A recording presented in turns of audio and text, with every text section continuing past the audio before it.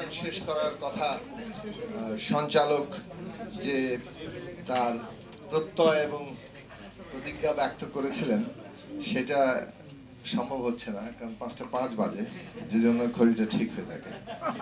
তো আমি খুব সংক্ষেপে বলবো, কারণ উনি আর মানে পুরোটা না হলেও কিছুটা সফল হন সেটা চেষ্টা করব। মাননীয় সঞ্চালক, উপস্থিত জাতীয় নেতৃবৃন্দ এবং বিশিষ্ট ব্যক্তিবর্গ যারা বিভিন্ন শ্রেণী পেশার প্রতিনিধিত্ব করছেন, এবং আপনারা যারা শুনছেন, মিলেনিয়াম বিশ্ববিদ্যালয়ের শিক্ষার্থী সহ শিক্ষক সহ আরো অনেকেই আছেন, সবাইকে আমার পক্ষ থেকে সালাম এবং শুভেচ্ছা জানাই। আমি প্রথম একটা প্রশ্ন উঠেছিল এখান থেকে, একজন ছাত্র বলেছেন যে অন্তর্বর্তীকালীন সরকারটা কি এটা একটা অগণতান্ত্রিক সরকার, আমরা নির্বাচিত হলেই একটা গণতান্ত্রিক সরকারের দিকে যাই। এইরকমটা ধারণা করাটা ঠিক না। অন্তর্বর্তীকালীন এই সরকারটি মোটেই কোনো অগণতান্ত্রিক সরকার নয়। সাংবিধানিকতা দিয়ে যদি কেবল গণতন্ত্র মাপেন, তাহলে তো শেখ হাসিনাকে আপনাকে গণতান্ত্রিক সরকারই ধরে নিতে হবে। তিনি তো সাংবিধানিকভাবে দেখিয়ে দিয়েছেন উনি কতটা গণতান্ত্রিক, এবং সব আইন কানুন ঠিকঠাক আছে। আইন কানুন দিয়ে আবার তাকে প্রমাণ করা যাবে যে তিনি ঠিকঠাক নাই, কিন্তু এই মারপ্যাচটাই প্রধান নয়।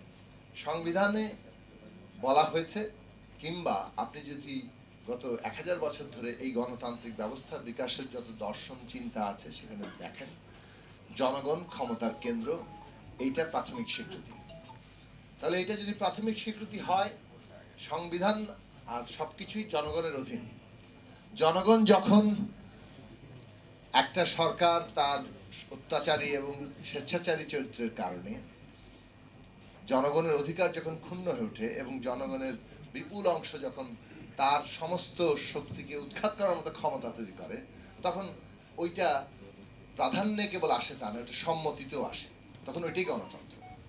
এবং সেই গণতন্ত্রের জায়গায় অন্তর্বর্তী সরকার বাংলাদেশের জনগণের আকাঙ্ক্ষার উপর দাঁড়িয়ে আছে। রাজনৈতিক দল, শিক্ষার্থী, শ্রেণী পেশার মানুষ তাদের সমর্থনের উপর দাঁড়িয়ে আছে। এই সরকারকে আমরা সমর্থন দিয়ে গণতান্ত্রিক ভিত্তির উপর দাঁড় করিয়েছি। এখন এটা ঠিক যে প্রফেসর ইউনূস, যিনি এই সরকারের প্রধান উপদেষ্টা, তিনি বলেছেন যে ছাত্ররা তার প্রাইমারি এমপ্লয়ার। এটা ছাত্ররা তাদের নাম প্রস্তাব করেছে, সেই অর্থে হয়তো তিনি বলে থাকতে পারেন, কিন্তু ছাত্ররা যে নামটা প্রস্তাব করবে এটাও রাজনৈতিক দলগুলো বলে এসেছিল। কিন্তু রাজনৈতিক দলগুলো এই কথাটা, সেনাপ্রধান, রাষ্ট্রপতি, ওইখানে যে আলোচনা হয়েছে সেখানে পরিষ্কার করে বলা হয়েছিল যে ছাত্রদের একটা অগ্রণী ভূমিকার জায়গা আছে, এবং সেই অগ্রণী ভূমিকার জায়গা থেকেই ছাত্ররা যে প্রস্তাব দিবে সেটাকে অগ্রাধিকার নিয়েই আপনারা করেন, এরপরে রাজনৈতিক দলগুলো মতামত দেবে। এই আলোচনাটা সেখানে প্রাথমিকভাবে হয়েছে। সেই আলোচনার দিক থেকে হয়তো বলতে পারেন, কিন্তু মনে রাখা দরকার এই সরকারটি সকলের সমর্থনই আছে, এবং এটা এখন সরকারকেও মনে রাখা দরকার। আমরা যেমন মনে রাখা দরকার যে আমরা এই সরকারকে সমর্থন দিয়েছি এবং এই সরকার সফল হোক, এটা আমরা চাই, তেমনি সরকারেরও মনে রাখা দরকার যে সবাই তাকে সমর্থন করেছে এবং ওইটাই তার শক্তির জায়গা। এবং এই যে একটা ট্রানজিশন, উত্তরণ পর্ব চলছে, এই উত্তরণ পর্বে এই অবস্থাটা, অর্থাৎ সরকারকে আমরা সমর্থন দিয়েছি, সেটা যেমন আমরা মনে রাখি, তেমনি আমরা সকলের সমর্থনে এই সরকার আছে সেটা সরকারও মনে রাখে। এই ট্রানজিশন কালে এই অবস্থাটা মনে রাখা দরকার উভয় পক্ষে, তাহলে আমরা হয়তো ট্রানজিশনটা ঠিকঠাক মতো করতে পারবো।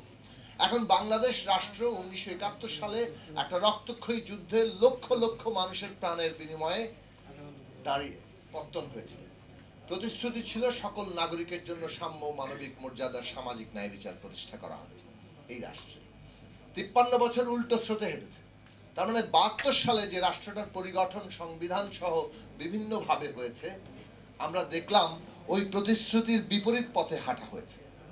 এক তো হচ্ছে কাঠামোগত দিক থেকে একটা ছোট পাকিস্তান তৈরি করা হয়েছে, কলোনিয়াল রাষ্ট্র। পাকিস্তানের এই যে ঔপনিবেশিক আধিপত্যের চেষ্টা, সেটা যেভাবে যে রাষ্ট্র দিয়ে করেছে, প্রায় সেই রাষ্ট্রকে বহাল রেখে দেওয়া হয়েছে।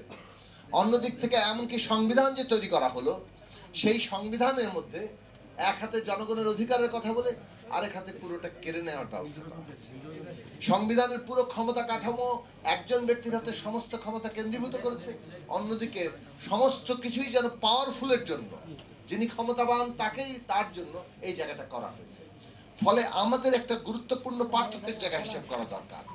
আমরা অনেক সময় মনে করি যে 15 বছরই আওয়ামী লীগই বোধহয় সব দুঃশাসন, ফ্যাসিবাদ, কর্তৃত্ববাদ এটা আওয়ামী লীগই করেছে, আর বাকিটা বোধহয় খুব দুধের নহর বইয়েছিল। এটা ভাবাটা ভুল হবে। 72 সাল থেকে এই দেশে দুঃশাসনের একটা চক্র নানাভাবে ক্রিয়াশীল ছিল।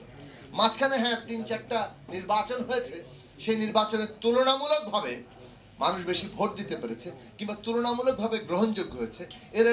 এর অর্থ এই নয় যে নির্বাচিত সরকারগুলোর আমলে খুব একেবারে সবকিছু সব ঠিকঠাক ছিল, বরং নির্বাচিত সরকারের আমলেও নির্বাচন নিয়ে প্রশ্ন উঠেছে বলে তত্ত্বাবধায়ক সরকারের দাবি উঠেছিল।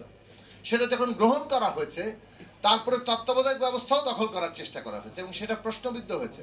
তার কারণে 111 এসছে। এগুলো বাংলাদেশের রাজনৈতিক ইতিহাসের বাস্তবতা এবং এর দায় রাজনৈতিক প্রধান ক্ষমতাসীন দলগুলোকে নিতে হবে। আওয়ামী লীগ যেমন ফ্যাসিবাদ কায়েম করেছে, বিএনপির কোনো দায় নেই, এটা ভাবার কিন্তু কোনো কারণ নেই। এই ইতিহাস থেকে এই সত্য মুছে গেলে আমরা আবারও একই চক্রের মধ্যে পড়ব, যেন আওয়ামী লীগকে হটিয়ে একটি রাজনৈতিক দল আরেকটা যে ক্ষমতায় যাওয়ার ব্যাপার সমস্যা এটা, সেটা যদি আমরা ভাবি, বিএনপিও ভাবে, তাহলে বিএনপি একটা বড় আকারের বাস্তবতার যে জায়গায় মানুষ এসে পৌঁছেছেন সেখানে ফারাক হবে। বাংলাদেশের দুটো ঘটনা ঘটেছে। একটা হচ্ছে 15 বছরে একটা শাসন ফ্যাসিবাদের পর্যায়ে পৌঁছেছে, আর এটা হচ্ছে 53 বছর ধরে মানুষের এই অভিজ্ঞতা আছে যে এই ভিত্তিটা 53 বছর ধরেই চলছিল। 72 সালে এটাকে প্রতিষ্ঠা করা হয়েছে এবং এই ব্যবস্থাটা থাকলে এই যে হাসিনা সরকারের ফ্যাসিবাদটা আপাতত শেখ হাসিনার বিদায়ের মধ্য দিয়ে গেল, পুরোটা যাবে না। এই অভিজ্ঞতা কিন্তু হয়েছে। 71 সালে এত রক্তের পরে একটা রাষ্ট্রপতন হলো, সেটা তার আকাঙ্ক্ষার বিপরীতে চলে গেল। 90 সালে আবারও একটা গণ অভ্যুত্থান করে তারা একটা গণতন্ত্রের দিকে যেতে চাইলো, সেটা আবার বিপরীত দিকেই হাঁটতে শুরু করলো এবং সেখানে এইরকম একটা ফ্যাসিবাদ কায়েম হতে পারলো। তাহলে বাংলাদেশের মানুষের মধ্যে এই দুই জায়গা আছে যে হ্যাঁ, রাজনৈতিক দলগুলো সংগ্রাম করেছে ফ্যাসিবাদের বিরুদ্ধে, কিন্তু রাজনৈতিক দলগুলো এই সংগ্রাম যেটা করেছে ফ্যাসিবাদের বিরুদ্ধে, ফ্যাসিবাদী সরকারকে উৎখাত করার জমিন তৈরি করেছে, ছাত্ররা সেটা জীবন দান করে তাদের সমস্ত ভয়ের রাজত্বের কৌশল, দমনের কৌশল সবকিছুকে ব্যর্থ করে দিয়ে ছাত্ররা এই সরকারকে ঘাড়ে ধরে নামিয়ে দিয়েছে। গলায় গামছা বেঁধে নামানো যাকে বলে, সেইভাবে নামিয়েছে এবং এমন অবস্থা তৈরি হচ্ছে যে পালিয়ে যেতে বাধ্য হয়েছে। তাহলে এই জায়গায় পার্থক্যের জায়গাটা হচ্ছে যে রাজনৈতিক দলগুলো যে জমিন তৈরি করেছে, ছাত্ররা যেটা সম্পন্ন করেছে, সেইখানে কেবলমাত্র শেখ হাসিনার স্থলাভিষিক্ত হয়ে যাওয়ার মধ্যেই সমস্যাটার সমাধান নাই, সেটা নিশ্চয়ই হবে। কিন্তু যে ব্যবস্থার উপরে শেখ হাসিনা দাঁড়িয়েছিলেন, সেই ব্যবস্থাটার বদল করতে হবে। এইটা মানুষ বুঝে গেছে এবং এইটা আমাদের রাজনৈতিক দলগুলোর এখন উপলব্ধির সময়। এই চ্যালেঞ্জ আমাদের সামনে যে জনগণ এই উপলব্ধির জায়গায় পৌঁছে গেছে। ছাত্র জনতা, ছাত্র শ্রমিক জনতা, একটা স্পেস, একটা পরিসর তৈরি হয়েছে এবং নতুন প্রজন্ম, বিশেষত ছাত্ররা, তারা এমন একটা পরিসরে এসে দাঁড়াচ্ছেন যে আমাদের এই দেশে কেবলমাত্র এই দলের বদলে ওই দল ক্ষমতায় আসলেই পরিবর্তনটা হচ্ছে না। পরিবর্তনের মূল সমস্যাটা হচ্ছে একটা ক্ষমতার কাঠামো আছে, একটা ব্যবস্থা আছে, যে ব্যবস্থাটা নিজেই হচ্ছে স্বৈরাচারী ফ্যাসিবাদের জনক। কাজে ওইখানে বদল ব্যক্তির কিংবা দলের ঘটলেও ওই ব্যবস্থার কারণে সত্যিকার অর্থে কোনো পরিবর্তন ঘটছে না। এইবারে মানুষের যে এই চৈতন্যের জায়গা, আমি মনে করি বিএনপি দেশের একটা গুরুত্বপূর্ণ এবং বড় রাজনৈতিক দল হিসেবে এবং এই ফ্যাসিবাদের বিরুদ্ধে সংগ্রামে তাদের যে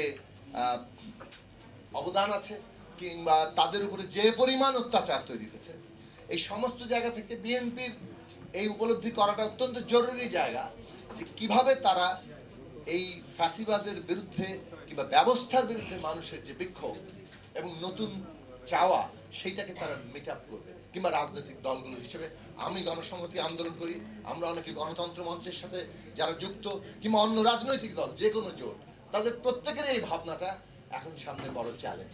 কিভাবে ছাত্র জনতার আকাঙ্ক্ষাকে আপনি পূরণ করতে কতটা প্রস্তুত হয়েছেন, সেটা করাটাই কিন্তু সামনের দিনের চ্যালেঞ্জের জায়গা। প্রতিপক্ষ এখনো ছাত্ররা হয়ে গেছে এটা আমি মনে করি না।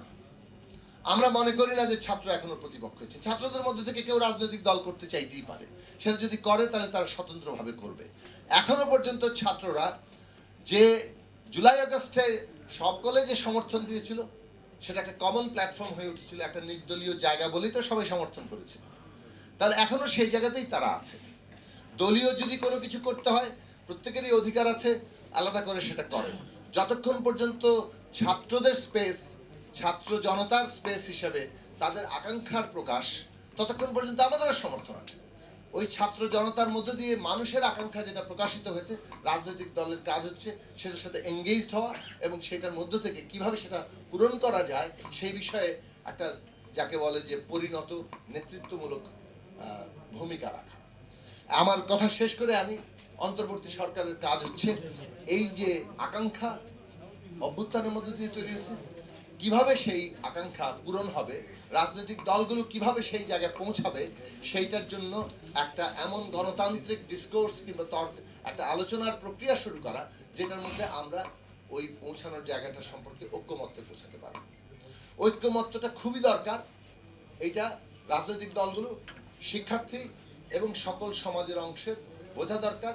দেশের ভেতরে এবং বাইরে উভয় জায়গাতেই কিন্তু এখানকার বিরোধকে কাজে লাগিয়ে পাল্টা অভ্যুত্থান অথবা প্রতি অভ্যুত্থান কিংবা অনেকে প্রতি বিপ্লব বলছেন, সেটা ঘটানোর সংখ্যাটা আছে। সেই সংখ্যা একেবারে উড়িয়ে দেওয়ার কোনো জায়গা নেই। সেই সংখ্যা আছে বলেই এখানে রাজনৈতিক ঐক্যমত্য সৃষ্টি করার জায়গা, জাতীয় ঐক্যমত্য সৃষ্টি করার জন্য রূপান্তরের ক্ষেত্রে অত্যন্ত জরুরি রাজনৈতিক প্রশ্ন। এবং সেই প্রশ্নে বড় দল হিসেবে বিএনপিকে অবশ্যই গুরুত্বপূর্ণ ভূমিকা রাখতে হবে এবং সেই নেতৃত্বের জায়গাটা তাদেরকে দেওয়ার ক্ষেত্রে তাদের যদি মানে মানুষের আস্থার জায়গা সৃষ্টি করাটা খুব জরুরি কাজ। তাহলে আমরা যেটা জরুরি মনে করি, অন্তর্বর্তীকালীন সরকার তারা এমনভাবে একটা আলোচনার প্রক্রিয়া শুরু করবেন, রাজনৈতিক দল, শ্রেণী পেশার সংগঠন, শিক্ষার্থী, ছাত্র সমাজ, এই সবকাইকে নিয়ে, যাতে করে রাজনৈতিক উত্তরণের পর্বটা কি, আমরা কি কি করতে চাচ্ছি, কি করতে পারবো, তার মধ্যে দিয়ে কিন্তু রোড ম্যাপ ব্যাপারটা পরিষ্কার হতে পারে।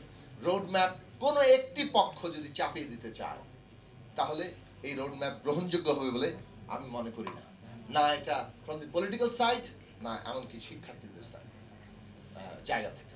কাজেই এই আলোচনায় অন্তর্বর্তী সরকারের প্রুডেন্ট ভূমিকা হবে যে দ্রুত এমন একটা আলোচনার জায়গা শুরু করা যেখান থেকে আমরা রোড ম্যাপ ব্যাপারটা আমাদের কাছে স্পষ্ট হতে পারে। কারোরই অস্থির হওয়ার কিছু নাই এবং কেউ অস্থির হয়েছে বলে আমার কাছে মনে হয় না। রাজনৈতিক দলগুলো একটা আশঙ্কার কথা বলছেন, যেহেতু তাদের পূর্ব অভিজ্ঞতা আছে যে এইখানে একটা 1-11 তৎপরতা করা হয়েছিল, এইখানে রাজনৈতিক দলগুলোকে নানাভাবে মাইনাস ফর্মুলার মধ্যে নিয়ে গিয়ে নানা কিছু করার কথা ছিল। সুতরাং যে অভিজ্ঞতার মধ্যে দিয়ে গেছে রাজনৈতিক দলগুলো, সেই অভিজ্ঞতা যাতে তাদের নানান প্রশ্ন উত্থাপিত হবেই যদি এমন কোনো লক্ষণ দেখা যায়। সুতরাং অন্তর্বর্তী সরকারকে এটা বুঝতে হবে যে এই ধরনের কোনো কাজ করা কিংবা কোনো ইঙ্গিত কিংবা কোনো ধরনের তৎপরতা তারা প্রশ্রয় দেবেন না, বরং তারা স্পষ্ট করবেন এঙ্গেজমেন্টের মধ্যে। আবার যে অভ্যুত্থানের শক্তি সৃষ্টি হয়েছে ছাত্র জনতা, যে ছাত্র জনতা চায় ব্যবস্থার বদল, সেটাকে যদি কোনো না কোনো ভাবে আমরা ভাবি যে না এগুলো সময়ের সাথে সাথে পুরনোটাই আবার জায়গা করে নিবে আগের মতো করে, 90-এর পরবর্তী যেভাবে ঘটেছে, এইবার বোধহয় সেটা বড় আকারে আমরা বাধার সম্মুখীন হব। কেননা এই বাংলাদেশের মানুষের যে ঐক্যটা এইবার ছাত্র জনতার মধ্যে দিয়ে তৈরি হয়েছে, সেই ঐক্যটাকে প্রতিপক্ষ বানানো রাজনৈতিক দলগুলোর জন্য বড় আকারের ভুল হবে। ধন্যবাদ আপনাদের সবাইকে। ধন্যবাদ।